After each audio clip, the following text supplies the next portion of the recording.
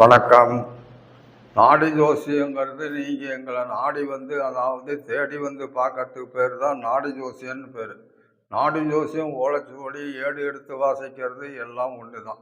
அகஸ்திய முனிவரும் 18 சித்தர்கள் சேர்ந்து ஞானதிசையால் எழுதி வச்ச ஓலைச்சுவடிகள். இன்னைக்கு பிராப்தம் இருந்து அந்த ஓலைச்சுவடி கிடைச்சா பார்த்து சொல்லுவாங்க. அதில் மொத்தம் 15 காண்டங்கள் இருக்குது. அதை பார்க்கறதுக்கு ஆணாயிருந்தால் வலது ரேகை, பெண்ணாயிருந்தால் இடது ரேகை கொடுத்து உங்கள் பிறந்த தேதி சொல்லணும். மற்ற காண்டங்கள்லாம் டீப்பாக விளக்கமாக சொல்லுவாங்க. முதல் காண்டம் உங்களுடைய ஓலைச்சுவடியை தேடி எடுக்கிறது. 2வது காண்டம் பணம், கண், குடும்பம், கல்வி, வாக்கு, இதை பற்றி தெளிவாக விளக்கி சொல்லுவாங்க. 3வது காண்டம் கூட பிறந்தவங்களால் ஏற்படும் நன்மை தீமைகளை பற்றி விவரமாக விளக்கமாக சொல்லுவாங்க.